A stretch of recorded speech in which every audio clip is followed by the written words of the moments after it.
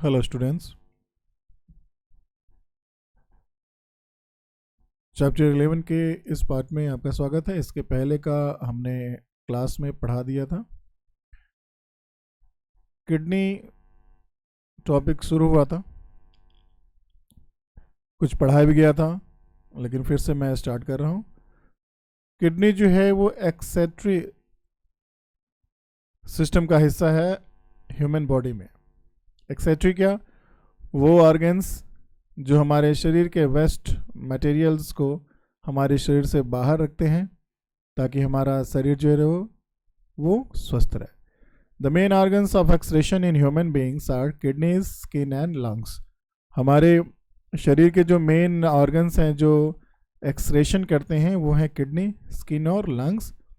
इनके बारे में डिटेल से पढ़ते हैं। किडनीज, किडनी क्या है? गुर्दा, हिंदी में इसको क्या कहते हैं? गुर्दा। In our body, there is a pair of kidneys located in the abdomen, one on each side of the backbone. Each kidney is brick red in color and is bean shaped. It weighs around 150 gram and is about 20 centimeter in length, 6 centimeter in width and 3 centimeter in thickness. तो ये मैंने पढ़ा दिया था कि हमारे शरीर के पिछले हिस्से में बैकबोन के दोनों साइड में ये किडनीज, दो किडनीज पाई जाती हैं। ये देख सकते हैं, ये राइट साइड में और ये लेफ्ट साइड में। ये ईंटे के कलर की होती हैं, यानी कि एकदम धूसरित मटमैले लाल रंग की। ये बीन के शेप का है, यानी कि सोयाबीन या बीन, जो भी मटर वटर राजमा वगैरह के बीन्स आप देखे होंगे, उस तरह से होती हैं। इसकी जो वेट है, इसका जो भार है वो लगभग 150 ग्राम होता है। ये इसकी जो लंबाई है ये है आपका लगभग 12 सेंटीमीटर। इसकी जो विड्थ है वो है 6 सेंटीमीटर और इसकी जो थिकनेस है वो है लगभग 3 सेंटीमीटर। तो ये किडनी का जो है लंबाई, चौड़ाई और मोटाई है। The kidneys are made up of millions of coils, small filtering tubes like nephron.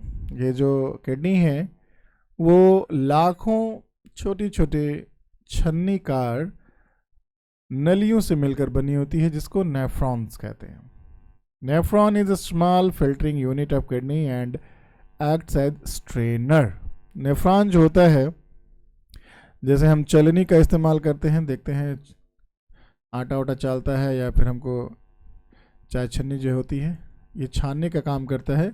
इसी तरीके से ये जो नेफ्रॉन है ये भी छोटे छोटे कह सकते हैं छन्नी है जो खून को छानने का काम करते हैं। Useful substances are absorbed in nephrons and the harmful substances are get dissolved in water and are removed from the body. अब इसमें क्या होता है कि ब्लड जब इससे होकर गुजरता है तो जो अच्छा ब्लड है, जो यूजफुल है, यूजफुल मटेरियल जो है इसमें एब्जॉर्ब हो जाता है, नेफ्रॉन उनको एब्जॉर्ब कर लेता है। और जो हार्मफुल मटेरियल है, हार्मफुल मटेरियल वो वाटर के साथ किस में मिलते हैं? वाटर के साथ मिलकर शरीर के बाहर निकल जाते हैं। तो ये है नेफ्रॉन। तो किडनी में सबसे इंपॉर्टेंट जो काम है वो किसका है?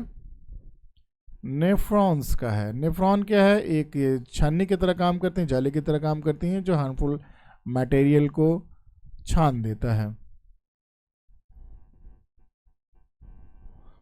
The liquid so filtered by kidney is a pale yellow colored liquid is called urine। और इस तरीके से किडनी के थ्रू जो पानी के रास्ते वेस्ट मटेरियल बाहर आता है उसका रंग जो होता है वो होता है हल्का सा पेल, पीला होता है, येलोइश कलर का होता है। और इसको हम क्या कहते हैं? हम इसको कहते हैं यूरिन। ये किडनी का आप डायग्राम देख सकते हैं। ये रेड कलर और ये ब्लू कलर का है।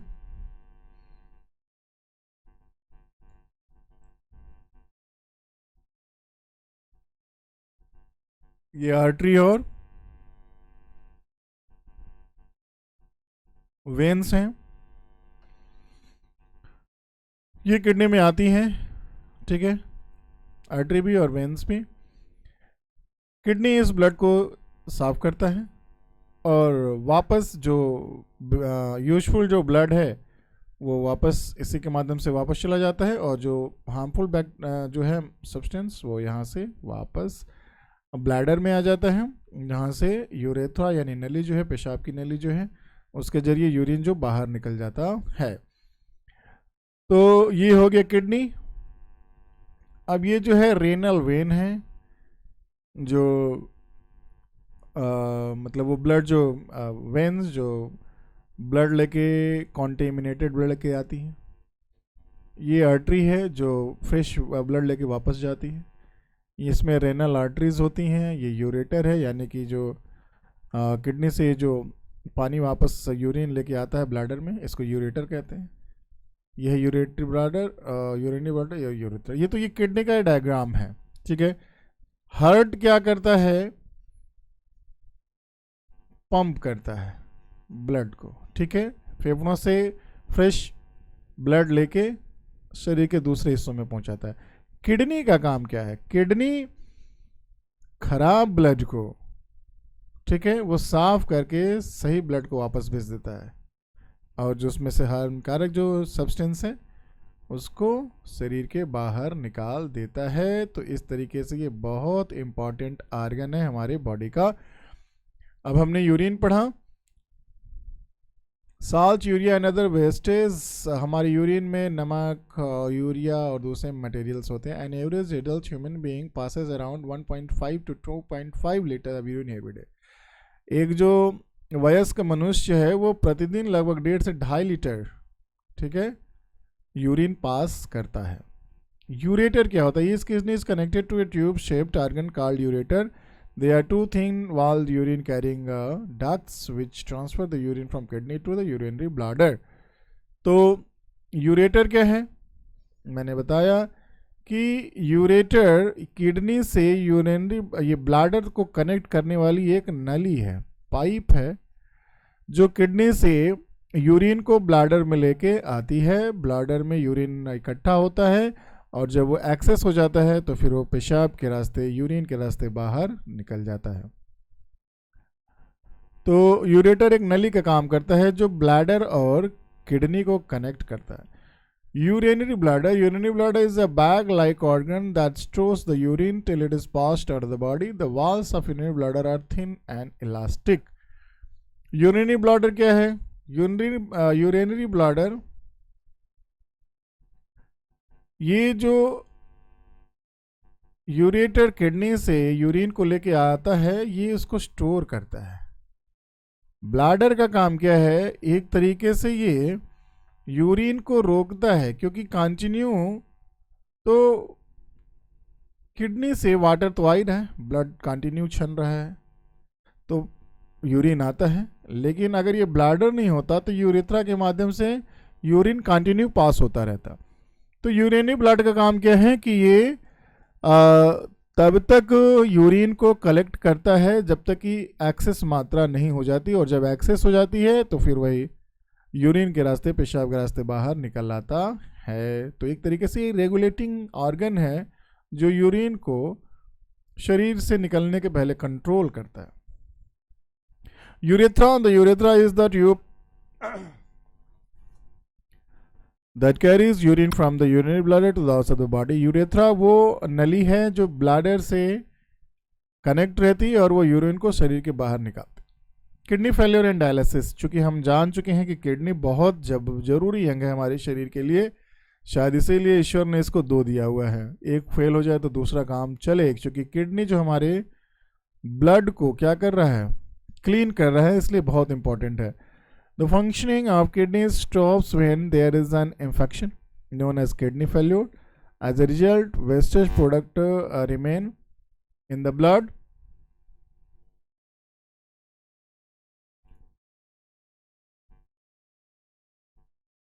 And when blood is not filtered, survival becomes difficult. In such a case, an artificial kidney is used to remove waste products from the blood. This process is called dialysis. चूँकि kidney बहुत important function है, इसका काम है blood को साफ करना। जब किन्हीं कारणों से किडनी फेलियर हो जाती है, किडनी काम करना बंद कर देती है, इसके फलस्वरूप जो हमारा ब्लड है वो साफ नहीं हो पाता और हमारे शरीर में तमाम तरह की दिक्कतें शुरू हो जाती हैं। तो वो आर्टिफिशियल तरीका, कृत्रिम तरीका, आर्टिफिशियल तरीका जिसमें ब्लड को मशीन के द्वारा साफ किया जाता है, उसको डायलिसिस कहा जाता है। जिन लोगों की किडनी फेल हो जाती है उनको हर हफ्ते में कम से कम एक बार डायलिसिस कराना पड़ता है ताकि उनका ब्लड साफ हो सके।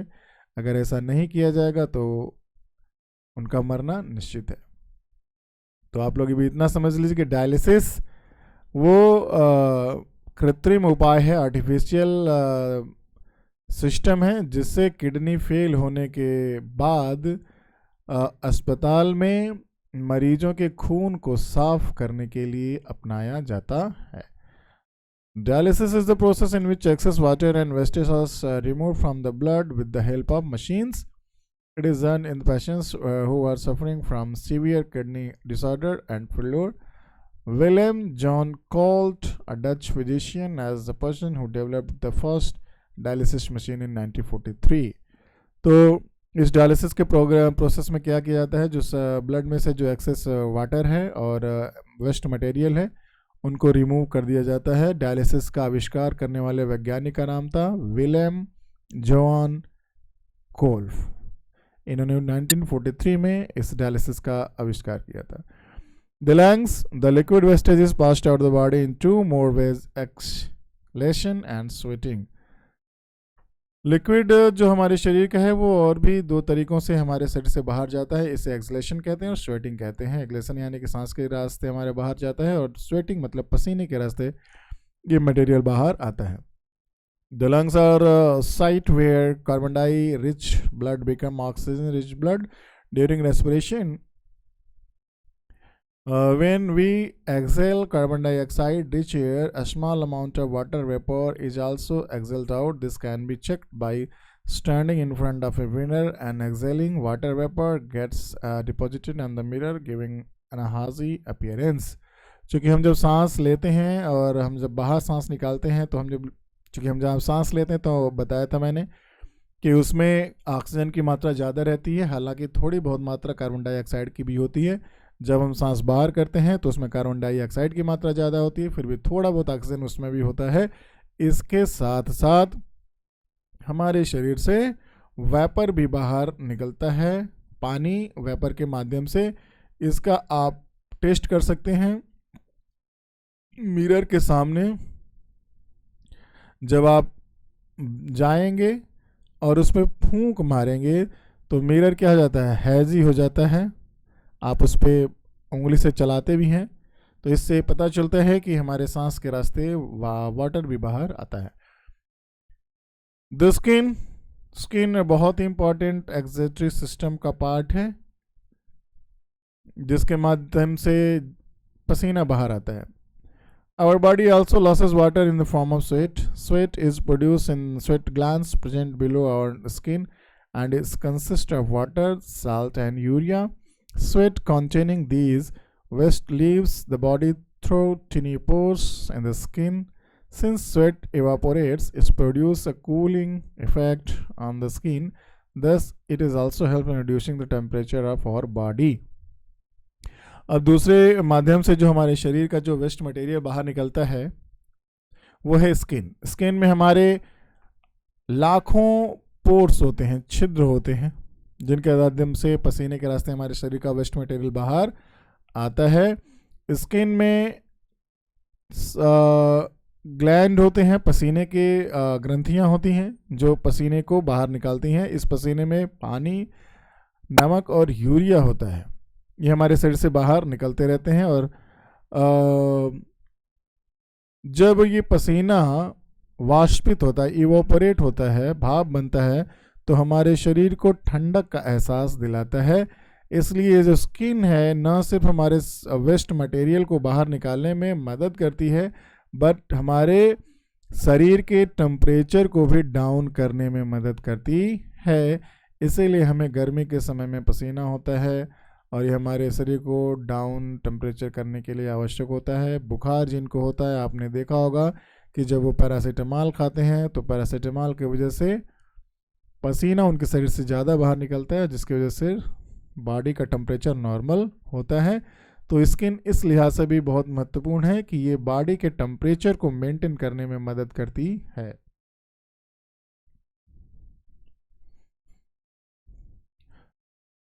स्वेटिंग ग्लैंड्स, ये ग्लैंड्स का ये डायग्राम है। इस डायग्राम को आप बनाएंगे। इसके पहले वो जो यूरिनरी ब्लैडर किडनी वगैरह का था उसका भी डायग्राम आपको बनाना है।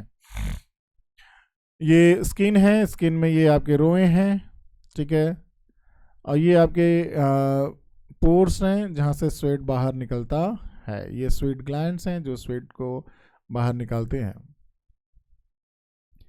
Transport of material in plants, अब पौधों में जो मटेरियल्स हैं उनका परिवहन या ट्रांसपोर्टेशन कैसे होता है। Plants are autotrophs and make their own food by the process of photosynthesis. ये हम हमेशा जानते रहे, पढ़ते रहते हैं।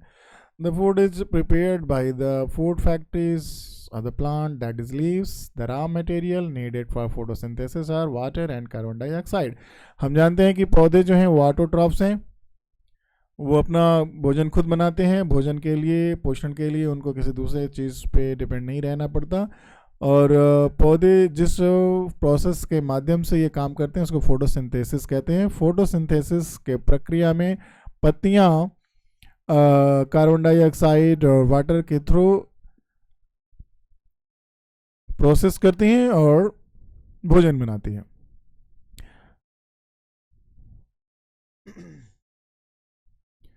The sunlight and the chlorophyll necessary for the photosynthesis are directly available to the leaf. जो photosynthesis के लिए जो दो सबसे महत्वपूर्ण जो चीज़ें हैं वो है क्लोरोफिल और सन लाइट। इसके बिना फोटोसिंथेसिस नहीं हो सकता। ये क्लोरोफिल तो पत्तियों में डायरेक्ट होता है और धूप सन से मिल जाती है उसको। The stomata present on the surface of leaf help the exchange of carbon dioxide from the atmosphere. पत्तियों के ऊपर स्टोमेटा पाया जाता है जो सनलाइट को कैच करता है और कार्बन डाइऑक्साइड को भी कैच करता है। But the water is absorbed by the roots and needs to be transported to the leaves. तो उनको सनलाइट और कार्बन डाइऑक्साइड ये तो कहाँ से मिल जाता है, पत्तियों से मिल जाता है, इसमें स्टोमेटा है।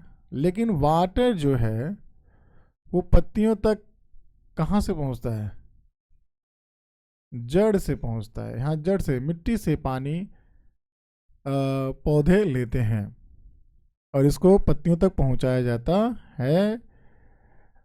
Also the food prepared by the leaves needs to be transported to the different parts of the plant. और जो पत्तियाँ जो फोटोसिंथेसिस के माध्यम से जो फूड बनाती हैं, एनर्जी बनाती हैं, उसको भी पौधों के और हिस्सों तक पहुंचाने का काम होता है। जैसे मान लीजिए पौधा हो गया, ठीक है, अब इसमें पत्तियां हो गई, ओके। तो पत्तियां तो फोटोसिंथेसिस के माध्यम से भोजन बना रही हैं, लेकिन इनके पास वाटर नहीं है, तो ये वाटर यहाँ से जा रहा है, ठीक है। अब ये जो पत्तियाँ वाटर, CO2 और सनलाइट के थ्रू फूड बना रही हैं, ये पत्तियाँ बना रही हैं। अब पत्तियों के ये फूड पौधों के और पार्ट में भी जाना होता है। तो इस तरीके से पौधों में एक ट्रांसपोर्टेशन सिस्टम डेवलप होता है। The transport of materials in plants carried out by the vascular tissue. जो ये ट्रांसपोर्टेशन होता है फूड और वाटर का, ये वास्कुलर टिश्यूज के माध्यम से होता है।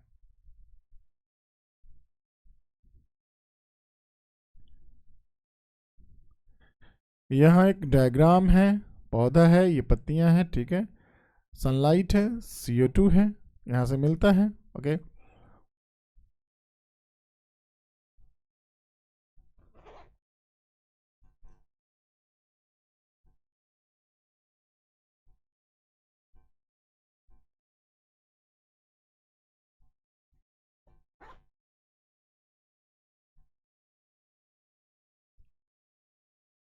तो पत्तियों तक वाटर और पत्तियों से फूड पौधों के अलग अलग पार्ट्स में जो जाता है वो वैस्कुलर टिश्यूज के माध्यम से जाता है।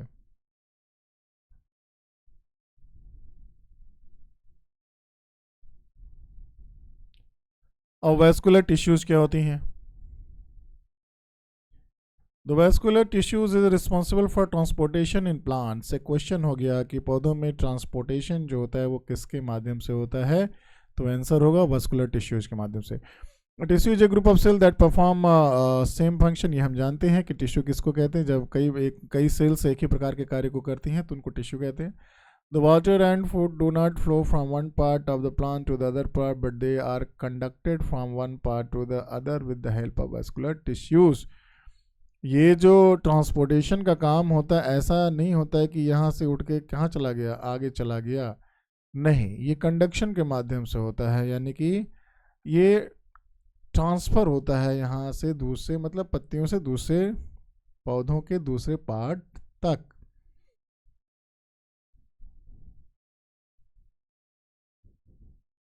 When you drink water using a straw, how does the water reaches your mouth? The force created inside the straw by your mouth is called suction force, and it pulls the liquid into the straw. The liquid rises upward into the mouth. In the same way, the vascular tissue join together to form long pipes from top to bottom to the plants of the plants.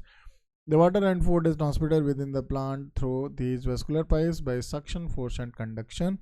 तो एक example यहाँ पे बता रहा है कि आप, ठीक है, ये पानी है, इसमें अगर शरबत रखा हुआ है, आप स्ट्रॉ से पीते हैं, ठीक है, स्ट्रॉ हो गया, तो आपका मुंह तो यहाँ है, ठीक है, लेकिन आप इससे पीते हैं तो ये आपका ये जो शरबत है आपके मुंह में जाता है। कैसे? आप इसको एयर प्रेशर के माध्यम से खींचते हैं।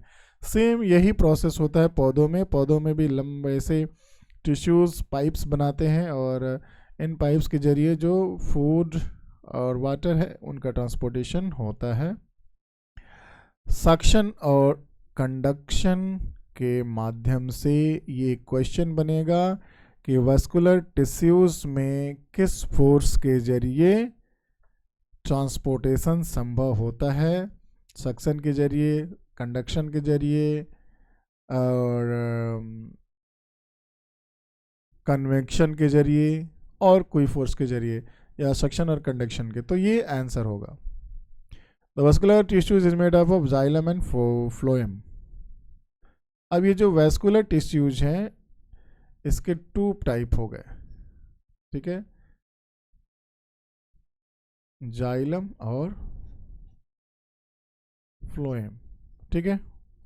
अब एक क्वेश्चन ये बनता है कि जाइलम और फ्लोएम किस प्रकार के टिश्यूज हैं, तो आंसर क्या होगा? वैस्कुलर टिश्यूज हैं। The xylem transport water and minerals from roots to the part of the plant above the soil. Xylem का क्या काम है? ये जमीन से, ठीक है, मिनरल्स और वाटर लेके जाता है अदर पार्ट में पौधों के, ठीक है, समझ में आई बात? जाइलम जो क्या करता है, जड़ के माध्यम से जमीन से वाटर और मिनरल लेके जाता है दूसरे पार्ट में, ठीक है। The flow in xylem is in direction only from bottom to top. Xylem का फोर्स जो होता है बॉटम से कहाँ होता है?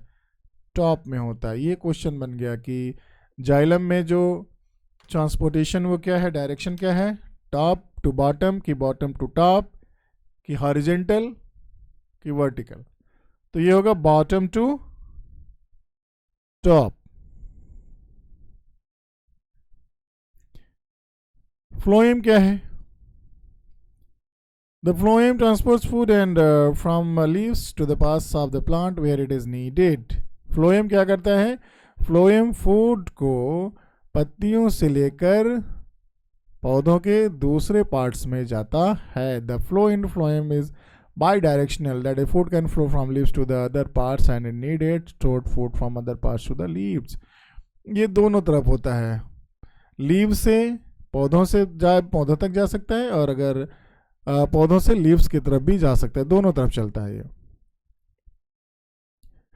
Transport of water, minerals and food. Plants absorb water and minerals through the roots. The root have root hair which increases the surface area of the root for the absorption of water and minerals.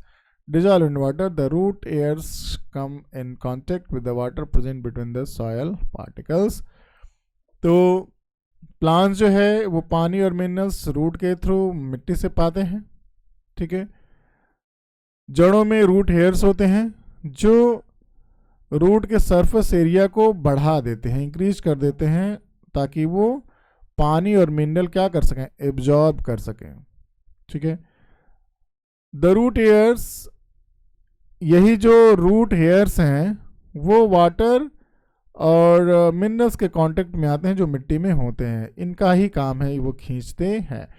The water moves from the root hair to the xylem. अब यहाँ से root hairs जो हैं वहाँ से पानी और minerals जो हैं वो जाइलम तक पहुँचाए जाते हैं, और जाइलम फिर उस मिनरल और वाटर को पत्तियों तक लेकर जाता है। इसे ट्रांसपिरेशन पुल कहते हैं। रूट हेयर्स ज़मीन से उन्होंने वाटर मिनरल्स खींचा और वहाँ से वो उन्होंने जाइलम को पहुँचाया। जाइलम उन मटेरियल्स को फिर पत्तियों तक लेके जाता है।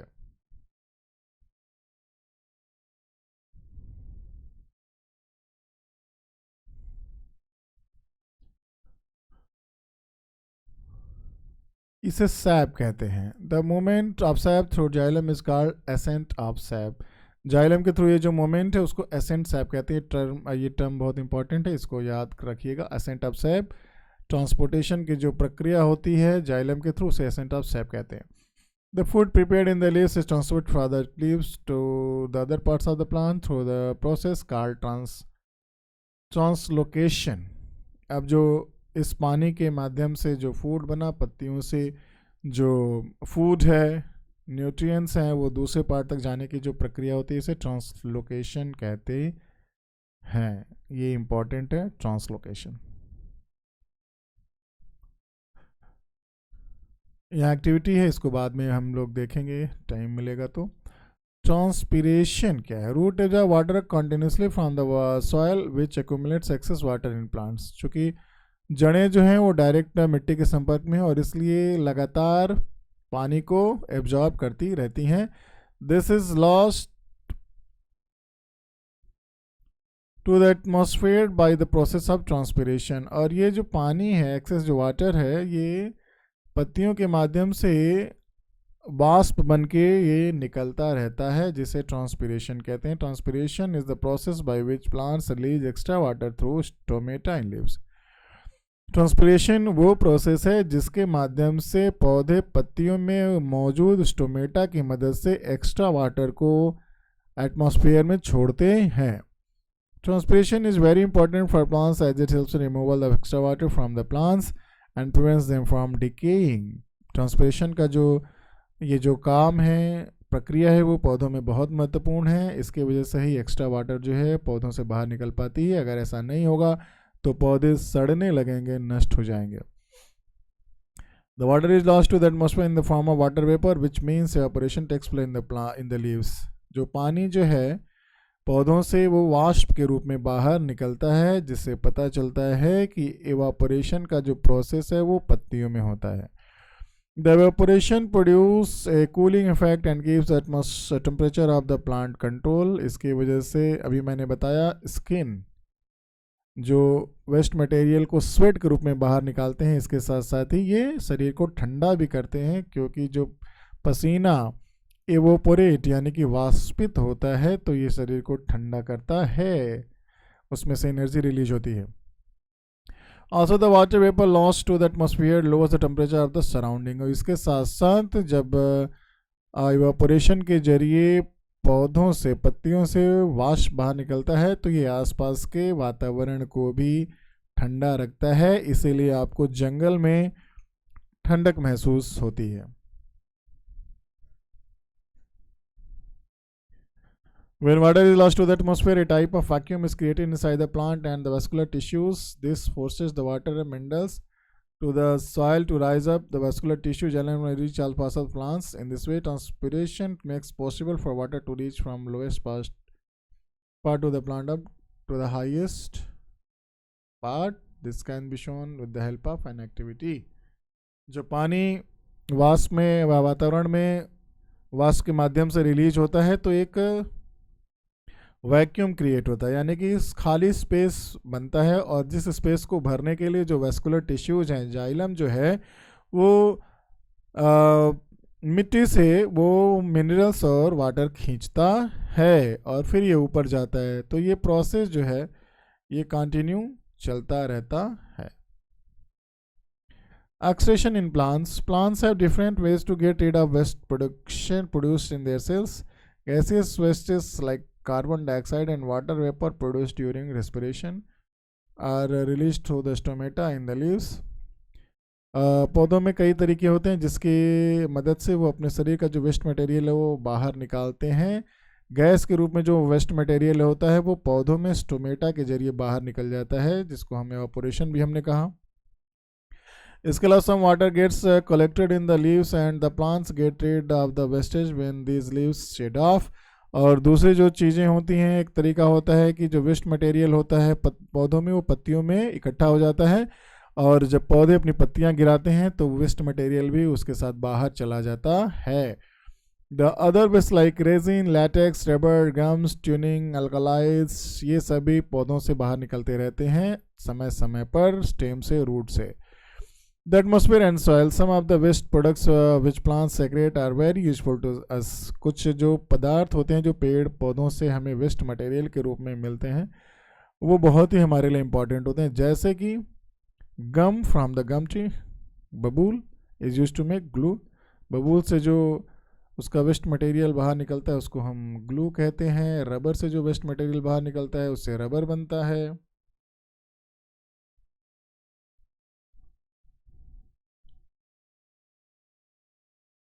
ठीक है, पपाया भी मिल्की जूस निकालते हैं जिसको लेटेक्स कहते हैं, which is use to make medicine. The latex rubber are tea useful to us. ये रबर का पेड़ है। तो ये जो चैप्टर है ये एक्साइटिव सिस्टम से रिलेटेड, ट्रांसपोर्टेशन एंड एक्साइटिव सिस्टम से रिलेटेड, ये हुआ समाप्त।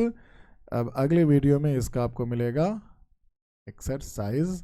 Thank you, have a good day. अगर कोई चीज़ समझ में नहीं आ रही है तो आप पूछ सकते हैं, वीडियो में कमेंट भी कर सकते हैं। Thank you, have a good day.